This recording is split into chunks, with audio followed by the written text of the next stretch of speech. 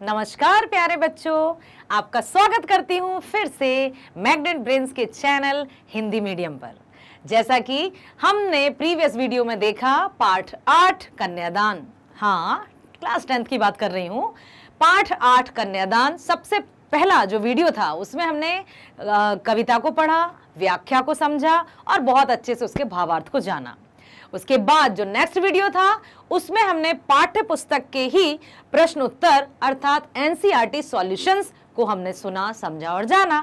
और आज मैं आपके लिए लेकर आई हूं कन्यादान, ऋतुराज द्वारा लिखित कविता कन्यादान के ही एमसीक्यूज पर, ठीक है, अर्थात मल्टीपल चॉइस क्वेश्चंस, बहुविकल्पीय प्रश्नों की तरफ चलेंगे आज हम। और ये प्रश्न हर एक परीक्षा के लिए बहुत महत्वपूर्ण होते हैं। एमसीक्यूज या बहुविकल्पीय प्रश्न जब हम अच्छे से रूटीन में, अभ्यास में ले आते हैं ना, प्रैक्टिस में, तो कोई भी प्रतियोगी परीक्षाएं होती हैं तो उनको एकदम हमारा माइंड सेट हो जाता है कि अच्छा, दो जो ऑप्शंस रहेंगे वो तो एकदम उनको तो क्रॉस करना ही है। अब जो दो नियरेस्ट रहते हैं उनमें हमें सही चुनने में थोड़ा सा टाइम लगता है। तो यहां पर जो भी प्रश्न आपके सामने आएंगे, सबसे पहले मैं उत्तर तो आप ही से पूछूंगी, ठीक है। आप मुझे बताइएगा, उसके बाद मैं आपको सही आंसर बताऊंगी और कमेंट बॉक्स में आप लिख सकते हैं कि ये उत्तर हो सकता है या ये उत्तर हो सकता है। तो इस तरह से हमारी जो टीचिंग है वो टू वे होना चाहिए, टू वे टीचिंग लर्निंग, ठीक है। तो हमारी जो टीचिंग लर्निंग प्रोसेस है, टीएलपी है, वो टू वे होती है, तब अच्छा मजा आता है, इंटरेस्ट आता है और आप और हम दोनों मिलकर बहुत अच्छे से फिर उसको, पाठ को, कविता को, प्रश्नोत्तरों को या एमसीक्यूज को पूरा भी कर पाते हैं। तो आइए चलते हैं पहले प्रश्न की तरफ कि पहले प्रश्न में क्या है। देखिए, प्रश्न है, दुख बांचना से कवि का क्या अभिप्राय है? दुख बांचने का क्या अर्थ है? फिर मैं एक और बात कहना चाहूंगी आपसे, सुनिएगा जरूर, कि जब भी आप उत्तर सही ढूंढने जाएं तो सिर्फ सही उत्तर के पीछे मत भागना बेटा, हर एक ऑप्शन को ध्यान से पढ़ना। और यदि आपको लगता है कि ये गलत है तो क्रॉस लगा दीजिए, क्रॉस करके और उसको देख लीजिए कि ये गलत है, ठीक है। मान लीजिए आपने पहला देखा और ये गलत है, अब क्या, सुख दुख का अंतर जानना। यदि आपको लगता है कि ये गलत है तो इसको भी क्रॉस कर दीजिए। स्थिति विपरीत होने पर भी पढ़ना, आपको लगता है ये भी गलत है, इसको भी कर दीजिए, मतलब कि इनमें से कोई नहीं होगा। यदि एक उदाहरण दे रही हूं मैं, तो इसको आप टिक कर दीजिए। ऐसा नहीं है कि हम दुख बांचना पहले ही हम ढूंढे सही कौन सा है, सही कौन सा, और हड़बड़ाहट में, जल्दबाजी में कुछ भी टिक कर रह जाए। हर एक ऑप्शन को, चाहे वो ABCD हो या क ख ग घ हो, हर एक को ध्यान से पढ़ना है, उसके बाद ही आपको सही उत्तर पर जाना है। तो बताइए, अभी जैसे अभी मैंने तो जस्ट एग्जाम्पल दिया, आप बताइए, दुख बांचने से कवि का क्या अभिप्राय है? जीवन में आने वाले दुखों की समझ होना, दुख बांचना, या सुख दुख का अंतर जानना, या स्थिति विपरीत होने पर भी पढ़ाई करते रहना, लाइट नहीं है फिर भी हम तो अंधेरे में पढ़ रहे हैं, ऐसा, या फिर कोई नहीं? क्या लगता है आपको? का? ओके, लेट मी चेक क्या है। वेरी गुड, बहुत सही, very nice, you did well. तो यहां पर हमने देखा कि ये है इसका अंतर। चलते हैं अगली प्रश्न की तरफ। कविता में शब्दों के द्वारा किसी अवास्तविक वस्तु को वास्तविक सा दिखने को क्या कहा गया है? बहुत अच्छे प्रश्न हैं, ध्यान से सुनिएगा, पढ़िएगा, समझिएगा और उत्तर दीजिएगा। कविता में शब्दों के द्वारा किसी अवास्तविक, अनरियल, ठीक है, वस्तु को वास्तविक अर्थात रियल सा दिखने को क्या कहा गया है? काल्पनिक शब्द, शाब्दिक सौंदर्य, वास्तविक भ्रम या शाब्दिक भ्रम? आप सोचिए कि कविता में कौन सा शब्द आया था? काल्पनिक शब्द, सबको देखना है हमें, सही के पीछे एकदम नहीं भागना है, टाइम रहता है।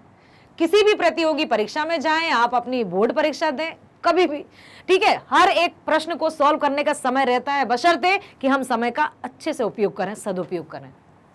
ओके, देखते हैं क्या उत्तर है। शाब्दिक भ्रम, ओके, चलते हैं शाब्दिक भ्रम की ओर कि ये सही है या नहीं। बहुत सही, वेरी गुड, शाब्दिक भ्रम आया था। वस्त्र और आभूषण शाब्दिक भ्रमों की तरह बंधन है स्त्री जीवन के, इट मीन्स कि यही सही आंसर है। अगले प्रश्न पर चलते हैं। लड़कियां स्वभाव से कैसी होती हैं? सरल, कठोर, सहनशील या चालाक? कैसी होती है? सरल, कठोर, सहनशील? क्या लगता है आपको? सरल, सहनशील भी लग रहा है, कठोर को क्रॉस कर दूं? इसको भी क्रॉस कर दूं, इट मीन्स कि दो जो आंसर है उनमें से एक है। अब बताइए कौन सा हो सकता है, सरल हो सकता है या सहनशील? लड़की अभी सरल बोली थी, सहनशील भी होती हैं, तो आपको क्या लगता है कि सरल होगा? चलते हैं देखते हैं। अरे वाह, क्या बात है। कविता की पंक्तियों को यदि आप याद रखेंगे ना तो उत्तर आपको तुरंत मिल जाएगा। वेरी गुड, बहुत बढ़िया। अगले प्रश्न की तरफ चलते हैं। हर कन्या विवाह से पूर्व वैवाहिक जीवन के बारे में कैसी कल्पनाएं करती है? क्या सोचती है कि कैसा होगा जीवन? बहुत मधुर, कोरी कल्पना, जस्ट कुछ भी, रंगीन, या इनमें से कोई नहीं? क्या लगता है उसको कि विवाह के बाद अच्छा होगा, बुरा होगा? क्या सोचती है? सुख का आभास तो था लेकिन दुख बांचना नहीं आता था, अर्थात क्या लगता है आपको? मधुर? पक्का लॉक कर दूं? ठीक है, इसको देखती हूं। रंगीन भी लग रहा है आपको, रंग बिरंगी, बहुत सुंदर। इसको भी देख लेते हैं। कोरी को कट कर दूं, क्रॉस, ये भी क्रॉस कर दूं। चलते हैं, आप में से किसका सही उत्तर है देखेंगे। रंगीन, रंग बिरंगी, मतलब उसको लगता है खुशियां ही खुशियां होंगी, चारों तरफ वातावरण बहुत अच्छा होगा। इस तरह से वो आगे बढ़ती जाती है और उसको वास्तविक जो जीवन है उससे वो एकदम अनभिज्ञ रहती है, अपरिचित रहती है। ठीक है, अगले प्रश्न की तरफ चलते हैं हम। तुक और लय कविता में किसका संचार करती हैं? तुक और लय ये शब्द आए हैं कविता में, तो जो तुक और लय थी वो क्या है? भावनाओं का, सुख का, आनंद का या मधुरता का? बताइए। तुक और लय, कुछ तुक और लयबद्ध पंक्तियों की, है ना, था ना? क्या है? भावनाओं का, सुख का, आनंद का या मधुरता का? भावनाओं का? मुझे नहीं पता, आप बताइए। आनंद का, क्योंकि उसको लगता था कि बस ऐसा ही है ना, आराम से चल जाता है, सब जगह खुशियां ही खुशियां होंगी, क्या होगा? कुछ नहीं होगा। लेकिन जैसे उस कदम रखती है, जब उसको पता चलता है कि अच्छा ऐसा भी होता है, तो अचानक वो डर जाती है। इट्स बेटर कि हम अपने आप को बी प्रिपेयर्ड, तैयार रखें। तैयार कैसे रखेंगे? हम अपने माता पिता की सीख को माने, उनकी बातों को तो सुन लें, ठीक है, क्योंकि उनकी सीख हमेशा हमें कदम कदम पर बचाती है, सही राह पर ले जाती है। लड़की की मां को लड़की के किन दुखों की चिंता है? क्यों मां चिंता कर रही है लड़की को कन्यादान करते समय या विवाह या विदा करते समय? क्या लगता है उसको?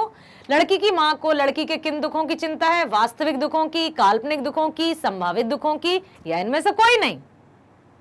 वास्तविक। क्या बात है, बड़े जल्दी उत्तर दिया है, देखते हैं सही है या नहीं।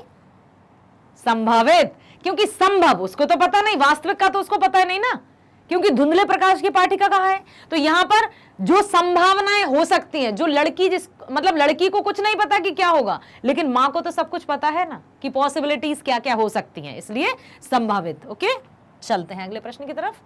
कवि ने लड़की को किन सुखों में जीता हुआ दर्शाया है? कैसे सुख? काल्पनिक, वास्तविक, स्वप्निल या इनमें से कोई नहीं? कैसी कल्पनाएं करती है, मतलब कैसे विचार रहते हैं लड़की के? किन सुखों में जीता, अपने आप को जीती है वो कि ये होगा वो होगा? वास्तविक या काल्पनिक या सपने वाले? क्या लगता है आपको? ओके, देखते हैं। बहुत सही, कल्पनाओं में खोई रहती है, ऐसा होगा वैसा होगा, ऐसा होगा, यहाँ जाएंगे वहां जाएंगे, कितना मजा आएगा, नए नए कपड़े, वस्त्र, जेवर, आभूषण, बहुत सारी चीजें, तो वो कल्पनाएं कर करके खुश रहती है और वास्तविक जीवन से अपरिचित या अनभिज्ञ रहती है। लड़की की मां दुखी थी क्योंकि उसकी कन्या ही उसकी एकमात्र क्या थी? बताइए। सहारा थी, बेटी थी, पूंजी थी या कोई नहीं? एकमात्र क्या थी? हाँ, सहारा या पूंजी? दो लग रहा है आपको, देखते हैं क्या है। सहारा थी या पूंजी थी? अंतिम पूंजी। पंक्ति देखिए, कितना प्रमाणिक था उसका दुख लड़की को दान में देते वक्त, जैसे वही उसकी अंतिम पूंजी हो। पंक्ति को याद रखो, पोयम को याद रखो। यदि आपको पोयम की पंक्तियां याद हैं तो आपको यहां पर आंसर ढूंढने में तनिक भी परेशानी नहीं होगी बेटा, ठीक है। अगले प्रश्न की तरफ चले, आइए। धुंधला प्रकाश किसका प्रतीक है? कम रोशनी का, अंधेरा का, अस्पष्ट सुख या अशांति? पाठिका थी वह धुंधले प्रकाश की, क्रिस्टल क्लियर तो था नहीं, कुछ समझ में तो आ नहीं रहा था। तो बताइए, धुंधला प्रकाश कवि ने क्यों कहा है, किसे कहा है? कम रोशनी को, छोटा सा नाइट बल्ब लगाकर, या चारों तरफ बादल छा गए, सूरज ढक गया है, या अंधेरा एकदम, या फिर अस्पष्ट सुख। सुख की कल्पना तो है लेकिन क्या होंगे ये नहीं पता, या अशांति। क्या लग रहा है? गा, देखते हैं। बहुत सही, वेरी वेल डन। ये हुई ना बात, अच्छे से सुनोगे, अच्छे से समझोगे तो अच्छे से उत्तर दे पाओगे। वेरी गुड बेटा। अगला प्रश्न, कविता में आनंद का संचार कौन करती है? शब्द, तुक और लय, सौंदर्य और चित्र। कविता जो रहती है उसमें आनंद का संचार, सर्कुलेशन कौन करता है? शब्द करते हैं, तुक और लय करती है, सौंदर्य करता है, या चित्र करता है? कोई भी कविता सुंदर कब लगती है, कब वो एकदम रस भरी हो जाती है? अच्छा, तुक और लय राइमिंग टाइप हो जाती है तब? Okay, let me check. क्या बात है, एब्सोल्युटली राइट, करेक्ट आंसर। कुछ तुक और कुछ लयबद्ध पंक्तियों की। Very well done. लड़कियां किनकी प्रशंसा सुनकर वहां के हर कष्ट झेल लेती हैं? ससुराल वालों की, शिक्षिका की, मित्रों की, या किसी की नहीं? किसकी? मान लीजिए कोई आपकी प्रशंसा कर रहा है, फिर वहां के हर कष्ट को झेलने के लिए तैयार। यदि आपकी कोई तारीफ कर दे तो फिर हम कुछ भी कष्ट झेलने के लिए तैयार। तो कन्यादान कविता के आधार पर हमें बताना है। बताओ, ससुराल वालों की बात की जा रही है कन्यादान कविता की, या फिर शिक्षिका की? हाँ बताइए। स्कूल में यदि मैडम आपको बहुत तारीफ करे, बेटा आप तो बहुत अच्छी हैं, बहुत अच्छा लिखती हैं, ये वो, फिर आपको डांट भी दे, आपको मानसिक रूप से कुछ भी कह दे कि क्यों नहीं आई थी, स्कूल आना चाहिए, या कुछ भी, बहुत सारी बातें, तो आप उनकी डांट खा लोगे? अच्छा, क्या बात है, मतलब यहाँ शिक्षिका को शामिल नहीं करना चाहिए था, शिक्षिका का अलग रूप है। Very good. तो बताइए आपको क्या लगता है, कन्यादान कविता के अनुसार ससुराल वालों की? Let me check. बहुत सही, वेरी वेल डन। अगले प्रश्न की तरफ चलते हैं। कन्यादान कविता में किसके दुख को वाणी प्रदान की गई है? किसका दुख था? कितना प्रामाणिक था उसका दुख लड़की को दान में देते वक्त, जैसे वही उसकी अंतिम पूंजी हो? लड़की के दुख को, लड़की की मां के दुख को, या कवि के दुख को, या इनमें से कोई नहीं? बताइए, किसके दुख को वाणी प्रदान की है? किसका दुख बताया गया है कविता में? वाह, इतने जल्दी उत्तर दिया। लड़की की मां के दुख का बताया गया है यहाँ पर। चेक करते हैं। बहुत सही। अपने लिए तालियां बजा दो भाई, अपने लिए कभी कभी अपने आप को शाबाशी दे दिया करो, सेल्फ मोटिवेशन मिलता है, अच्छी बात होती है। बहुत बढ़िया, वेरी वेल डन। अगले प्रश्न की तरफ चलते हैं। लड़की को अभी क्या करना नहीं आता था? घर का कामकाज, दुखों की भयानकता को समझना, पढ़ाई लिखाई का कार्य, या अपना काम समय पर कर लेना? क्या नहीं आता था उसको? घर का कामकाज वो तो सीख ही जाएगी। दुखों की भयानकता को समझना, यस, क्या बात है, आप में से कोई कह रहे हैं कि मैडम यही आंसर है, पक्का? या पढ़ाई लिखाई का कार्य, वो तो होता ही रहेगा, जीवन भर पढ़ाई लिखाई करनी है, क्योंकि learning is life long process, जो कभी रुकती नहीं है ना? शिक्षा जीवन पर्यंत प्रक्रिया है, और जो हमेशा सीखता रहता है वो हमेशा आगे चलता भी रहता है। जिसने ये सोच लिया कि भाई मुझे तो सब कुछ आ गया, वो वहीं पर रुक गया, और रुक गया अर्थात ठहरे हुए पानी की तरह, स्टोर किए हुए वाटर की तरह, जो पीने योग्य नहीं होता। तो मनुष्य जीवन है तो सीखते हमेशा हमें रहना है ना? लर्निंग हमेशा करते रहना है, तो वो तो चलते ही रहता है। या अपना काम समय पर कर लेना, वो भी सीख ही जाते हैं हम। तो ओके, आपने कहा दुखों की भयानकता को समझना, क्योंकि उसको दुख बांचना नहीं आता था। कविता की पंक्ति थी, सुख का आभास तो था लेकिन दुख बांचना नहीं आता था। ओके, वाह, मेरे बच्चों ने तो बड़े अच्छे से जवाब दिए। इट मीन्स कि आपने कविता को बहुत अच्छे से सुना है, समझा है। दूसरा, आपने जो इससे प्रीवियस जो वीडियो था एनसीईआरटी सॉल्यूशंस का, वो भी आपने अच्छे से देखा है, और अब आप अच्छे से उत्तर दे पा रहे हैं। तुकों और कुछ लयबद्ध पंक्तियों से कवि का क्या तात्पर्य है? क्या कहना चाहते हैं कवि? ध्यान से सुनिएगा। कवि का तात्पर्य उस सामान्य ज्ञान की प्राप्ति से है जो विवाह से पूर्व लड़की को परिवार में दिया जाता है। देखते हैं, लयबद्ध कविता की रचना करना, सुर में सुर मिलाकर गीत गाना, या लयबद्ध संगीत की रचना करना। अच्छा, तीनों है ही नहीं, पहला है पक्का? ओके, देखती हूं। बहुत सही, वेरी गुड। कैसे जाना? क्योंकि बहुत बड़ा लिखा था इसलिए। ओके, क्योंकि ये तीनों नहीं थे इसलिए वो था। वेरी गुड, बहुत सही। वस्त्र और आभूषण शाब्दिक भ्रमों की तरह बंधन है स्त्री जीवन के। यस, फिर से अलंकार से संबंधित प्रश्न आ गया। वस्त्र और आभूषण शाब्दिक भ्रमों की तरह बंधन है स्त्री जीवन के, पंक्ति में निहित अलंकार बताइए, जो कि अब तो आपकी टंग पर है, मस्तिष्क पर है। बताइए, रूपक, श्लेष, उत्प्रेक्षा या उपमा। बताओ, वस्त्र और आभूषण शाब्दिक भ्रमों की तरह बंधन है स्त्री जीवन के, कौन सा अलंकार हो सकता है इसमें? रूपक, उपमान रूप में समान, श्लेष जहां एक ही शब्द से अनेक अर्थ चिपके हुए होते हैं, उत्प्रेक्षा जहां कुछ भी मान लिया जाता है अर्थात संभावनाएं दिखाई जाती हैं, या तुलना की जाती है, उपमा।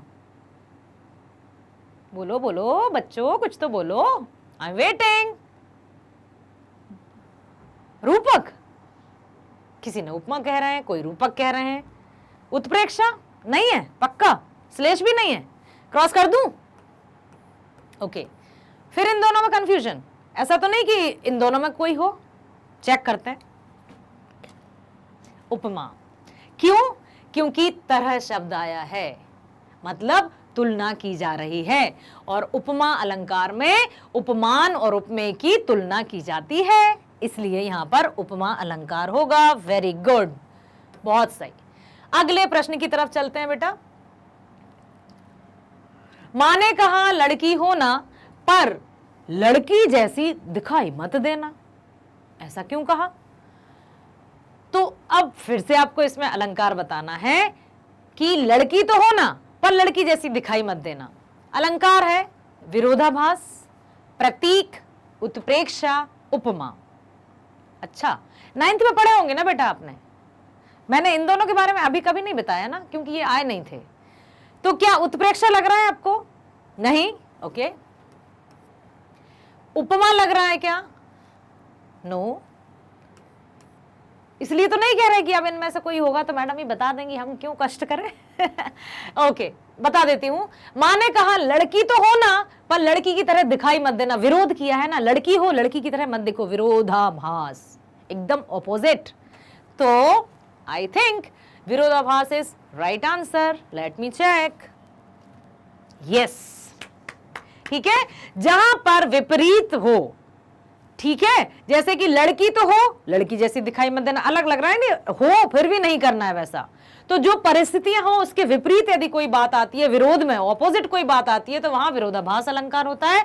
और जहां पर कोई एग्जाम्पल्स दिए जाते हैं, प्रतीक, सिंबल्स की बात जहां की जाती है, वहां प्रतीकात्मक अलंकार होता है, प्रतीक अलंकार। क्लियर है बेटा? और डिटेल में जब हम एक बार और रिवीजन करेंगे तो अलंकार समझ लेंगे। ओके, अगले प्रश्न की तरफ चलते हैं। मां ने बेटी को अपने चेहरे पर मत रीझना, ऐसा क्यों कहा? बताइए, ऐसा क्यों कहा कि अपने चेहरे पर मत रीझना? वो क्या कहना चाहती थी? क्योंकि नववधु अपनी सुंदरता की प्रशंसा सुनकर ससुराल वालों की द्वारा छली जाती हैं, अर्थात उनकी बातों में आ जाती हैं और फिर उनका शोषण होता है, अत्याचार सहना पड़ता है, कुछ ऐसा। या सुंदरता चिरस्थायी नहीं होती, चिरस्थायी मीन्स शाश्वत, हमेशा के लिए, कि जो जैसा है वो वैसा ही रहेगा। क्या ऐसा होता है? पेड़ पौधे हो, कोई वस्तु हो, मनुष्य हो, कुछ भी हो, क्या हमेशा एक सा रहता है? नो। पक्का? ठीक है। सौंदर्य की प्रशंसा सुनना स्त्री की कमजोरी होती है, ऐसा ही, ऐसी बात है क्या? मुझे तो नहीं लगता है, ऐसा तो नहीं है कि कोई प्रशंसा कर दे। हमें अपने आप का पता होना चाहिए कि वेयर आई एम स्टैंडिंग, मैं कौन हूं, मैं कहां हूं, मैं कैसी हूं। दूसरे तारीफों के पुल बांधे तो आई कैन ऑब्जर्व ना कि भाई ये बड़े बड़े तारीफों के पुल बांध रहे हैं, प्रशंसा में नहीं पड़ना है हमें, हमें पता है कि हम क्या हैं। तो अपने आप को जानना सबसे कठिन होता है बेटा, अपने आप को नियंत्रित या कंट्रोल करना भी सबसे कठिन काम है। अक्सर क्या होता है, बताती हूं कि सबसे जो मुश्किल काम होता है, दुनिया के सबसे मुश्किल कामों में से एक काम है अपने काम से काम रखना और अपने आप को जानना, और अक्सर यही नहीं करते। दूसरा क्या कर रहा है, उसने क्या किया है, वो खुश क्यों है, वो दुखी क्यों है, उसके पास इतना धन क्यों है, इसके पास इतना कम क्यों है, इसमें इंसान लगा रहता है। इसके स्थान पर यदि वो स्वयं पर ध्यान दे, अपने आप पर ध्यान दे, तो बहुत सारा कुछ अपने आप ही प्राप्त हो जाता है। समझे? तो यहां पर बताइए क्या कहना चाहते हैं, का और खा कथन सत्य है? ऑप्शन ये भी दिया है। सौंदर्य की प्रशंसा सुनकर स्त्री कमजोर हो जाती है, क्रॉस कर देते हैं। कोई कमजोरी वमजोरी नहीं है, मैं तो अपने अनुभव से बता रही हूं, ठीक है। मेरी तो कोई प्रशंसा करे, मैं कभी नहीं पिघलती हूं, ठीक है। अब यहां पर क्योंकि नव वधु अपनी सुंदरता की प्रशंसा सुनकर ससुराल वालों द्वारा छली जाती है, ये भी लग रहा है आपको, और सुंदरता चिरस्थायी नहीं होती, अर्थात ऐसा नहीं है कि जो जैसा है वो वैसा ही रहे, ये भी सही लग रहा है। इट मीन्स कि आंसर कौन सा सही होगा, का और खा कथन सत्य हैं। इसको कर देते हैं टिक, ओके। चेक करते हैं बेटा, हाँ ओके। मेरी बात सुनिए, मेरी बात सुनिए, क्योंकि नव वधु अपनी सुंदरता की प्रशंसा सुनकर ससुराल वालों द्वारा छली जाती है, यह भी हो सकता है। दूसरा, सुंदरता चिरस्थायी नहीं होती, यह वास्तविक जीवन है, लेकिन कविता के अकॉर्डिंग यही इसका सही उत्तर है, ठीक है। समझ में आया?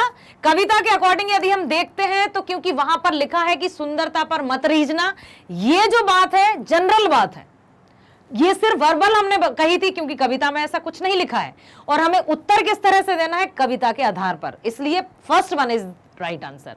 क्लियर हुआ बेटा? क्लियर? Okay, very well. आगे चलते हैं। दुख बांचना में निहित गूढ़ अर्थ स्पष्ट कीजिए। दुख बांचने में जो बहुत मेन गहराई से, गूढ़ मीन्स गहराई से, बिल्कुल अंतःस्थल तक जाकर, डीपली डेप्थ में जाकर बताइए कि दुख बांचने का अर्थ क्या है। दुख की पहचान, जीवन में आने वाले दुखों की जानकारी रखना, भावी अर्थात भविष्य जीवन के हर पक्ष की समझ रखना, या उपर्युक्त सभी कथन सत्य हैं। क्या लगता है आपको? दुख की पहचान, जीवन में आने वाले दुखों की जानकारी रखना, भावी जीवन के हर पक्ष की समझ रखना, क्या हो सकता है? क्या लगता है आपको? लग रहा है ये वाला पक्का? देखते हैं, चेक कर लेते हैं। बहुत सही, गुड, नाइस। आगे चलते हैं। वस्त्र और आभूषणों को नारी जीवन में कैसा बताया गया है? वस्त्र और आभूषण सौंदर्यवर्धक जैसे अलंकार होते हैं कविताओं के लिए, शाब्दिक भ्रमों की तरह, शिक्षाप्रद, या कोई नहीं। फिर हमें कविता के आधार पर ही उत्तर देना है, क्योंकि कविता से रिलेटेड ये क्वेश्चंस हैं, तो हमें सामान्य उत्तर ना देकर कविता से संबंधित उत्तर देना है। बताइए, वस्त्र और आभूषण किसकी तरह है? शाब्दिक भ्रमों की तरह। ओके, देखते हैं। बहुत सही। वस्त्र और आभूषण शाब्दिक भ्रमों की तरह बंधन है स्त्री जीवन के, एक पंक्ति ही है ना, तो इसलिए यही उत्तर होगा। ऋतुराज जो कवि हैं हमारे कन्यादान कविता के, आप बताइए उनका जन्म कब हुआ था? जीवन परिचय आपने सुना था, समझा था, आपकी पाठ अभी पलट कर मत देखिए, पेज मत पलटिए प्लीज। हाँ, आप बताइए कि किसको याद है कि ऋतुराज का जन्म कब और कहां हुआ था? सन 1940 में राजस्थान के भरतपुर में, या सन 1948 में उदयपुर में, या सन 1944 में जोधपुर में, या सन 1940 में जयपुर में? अच्छा, सारे ऑप्शन ही कंफ्यूज कर रहे हैं आपको, मतलब आपने सही से नहीं सुना था। क्या लग रहा है? फिर भी एक कोई तो बताओ, क्या लगता है? क्या लग रहा है? पहला, चौथा भी लग रहा है, तीसरा भी लग रहा है, दूसरा भी लग रहा है? चेक कर लेते हैं। पहला, 1940 में राजस्थान के भरतपुर में हुआ था किनका जन्म? कवि ऋतुराज जी का। अब याद रखना, भूलना नहीं है कि उदयपुर, जोधपुर, जयपुर, ये सब के सारे ऑप्शंस आपको कंफ्यूज करने के लिए दिए हैं। हमें क्या याद रखना है? राजस्थान के भरतपुर में। ठीक है, याद रहेगा ना बच्चों? चलो आगे चलते हैं। ऋतुराज जी ने आजीविका के लिए किस क्षेत्र को चुना? बताइए। पूरा अच्छे से हमने सुना था ना, कवि परिचय के समय। वकालत, आजीविका में जीवन यापन करने के लिए उन्होंने क्या चुना? अध्यापन, व्यापार या चिकित्सा? चिकित्सा समझते हैं? यस, वकालत, अध्यापन, व्यापार या चिकित्सा। क्या वो व्यापारी थे? क्या वो चिकित्सक या डॉक्टर थे? क्या वो शिक्षक थे या वो वकील थे? क्या था उनके जीवन में? अच्छा, किसी कोई कह रहा है कुछ? वकालत पक्का? देखते हैं। अध्यापन, अध्यापन में आए तभी तो लेखन कार्य में आए। ठीक है, वेरी गुड। चलो आगे चलते हैं। कन्यादान कविता में मां के दुख को प्रामाणिक क्यों कहा है? क्यों कहा है कि उसको और कहीं से प्रमाण या प्रत्यक्ष को प्रमाण की क्या आवश्यकता होती है? प्रूफ देने की आवश्यकता नहीं है, उसका दुख अपने आप में प्रमाणिक है ना, प्रमाणित है। क्यों कहा है? क्योंकि मां का दुख प्रमाणिक होता है, मां का दुख सबसे बड़ा होता है, मां का दुख अतुलनीय होता है। कन्यादान करना मां के लिए अत्यंत पीड़ादायी होता है। क्यों कहा है? क्या कहा है? इसका अर्थ क्या है बताइए? प्रमाणिक होता है या सबसे बड़ा होता है या अतुलनीय अर्थात इनक्रेडिबल होता है या फिर अत्यंत दुखदाई? पीड़ादायी मीन्स अत्यंत दुखदाई होता है। ओके, चेक करते हैं। बिल्कुल अत्यंत पीड़ादायी होता है, और ये मां ही समझ सकती है कि बेटी जब जाती है या बेटा भी कहीं जॉब करने के लिए या कहीं अपना घर बसाने के लिए जब जाते हैं ना, तो मां का दिल रोने लगता है। वो अलग बात है कि वो आपके सामने अपने आंसू छुपा लेती हैं, लेकिन मां की पीड़ा को तो सिर्फ मां ही समझती है। इतना हम अवश्य कर सकते हैं कि एक बात मैं फिर आपसे कहना चाहूंगी बेटा, कि अपने माता पिता को कभी दुखी मत करना। उनको आपकी धन दौलत ऐशो आराम से कुछ नहीं चाहिए। वे हमेशा आपको बहुत ऊंचाइयों पर देखना चाहते हैं, आपकी तरक्की, आपके स्वास्थ्य की दिन रात प्रभु से, ऊपर वाले से, जिसको भी आप मानते हैं, अल्लाह, ईश्वर, जो भी हो, उससे प्रार्थना करते हैं, दुआ मांगते हैं कि हमारे बच्चे को खुश रखे, स्वस्थ रखे। हमारा फर्ज सिर्फ इतना है कि हम उनको खुशी दें, हमारे कारण कभी उनकी आंखों में आंसू ना आए, इतना हमें ध्यान रखना है। अगले प्रश्न की तरफ चलते हैं। मां को अपनी बेटी अंतिम पूंजी क्यों लग रही थी? क्योंकि पुत्री मां की सबसे निकट होती है, या वह उसके सुख दुख की साथिन होती है, या स्त्री जीवन से जुड़ी समस्याओं पर वह अपनी बेटी के साथ बातचीत भी कर सकती है, या सभी कथन सत्य हैं? क्या लग रहा है आपको? सभी कथन सत्य हैं? चेक करते हैं। बहुत सही, वेरी गुड। ठीक है, अगले प्रश्न की तरफ चलते हैं बेटा। धुंधले प्रकाश की पाठिका होने से क्या आशय है? कवि ने क्यों ऐसा कहा था? पाठिका थी वह धुंधले प्रकाश की।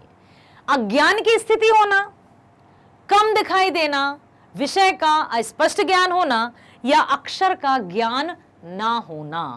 बताइए। अज्ञान की स्थिति होना, कम दिखाई देना, विषय का स्पष्ट होना, या अक्षर का ज्ञान ना होना? क्या लग रहा है आपको?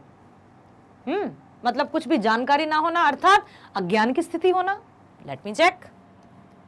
विषय का, किसी भी विषय, विषय मतलब हिंदी, अंग्रेजी, सोशल साइंस या विज्ञान, इनकी विषय की बात नहीं, जीवन का विषय, कि आगे जो होने वाला है उसके बारे में उसको कुछ नहीं पता था।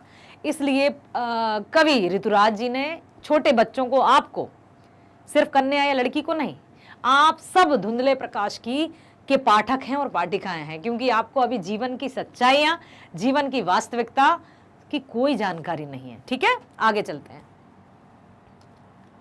लड़की अभी सयानी नहीं हुई थी, पंक्ति का आशय क्या है? वह अभी वयस्क नहीं थी, ठीक है, वह अभी बालिका ही थी, वह अभी मानसिक रूप से अपरिपक्व थी, या कोई नहीं? क्या लग रहा है आपको? अभी वयस्क नहीं थी, अभी बालिका थी, अभी मानसिक रूप से अपरिपक्व थी, या इनमें से कोई नहीं? क्या लग रहा है आपको?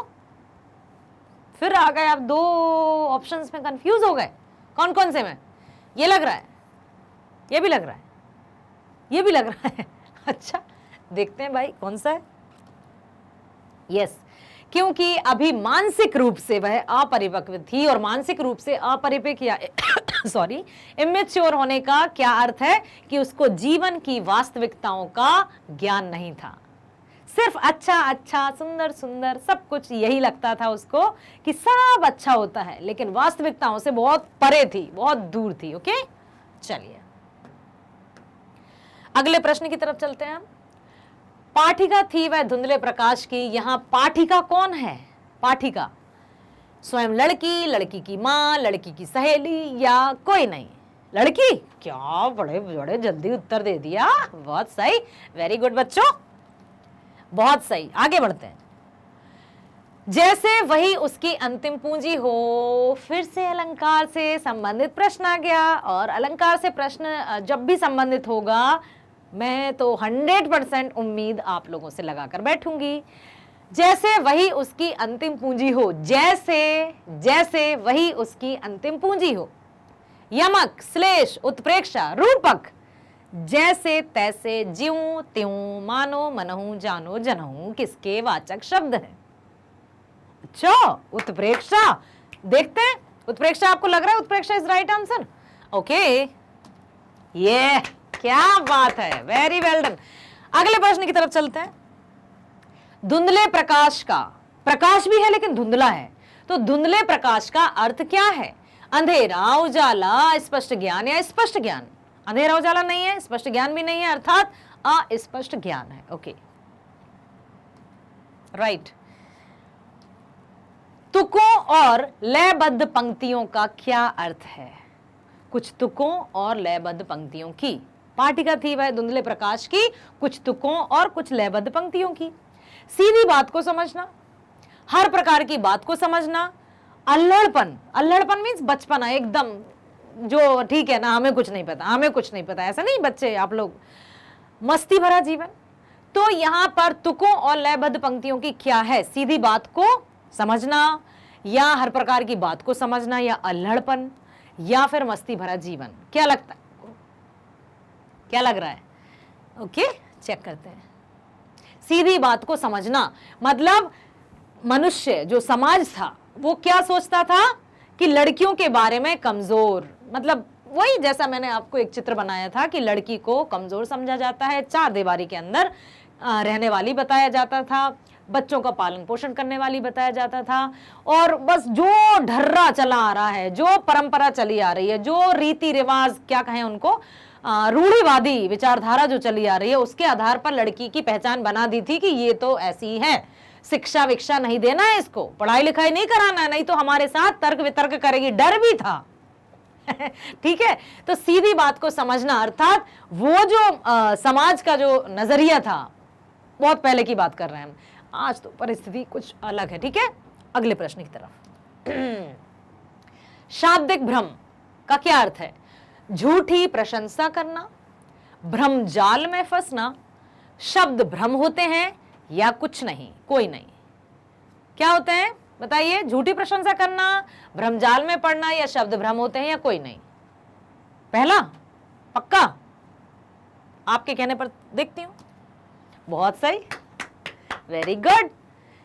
आई होप आपको ये समझ में आए होंगे, है ना? यस।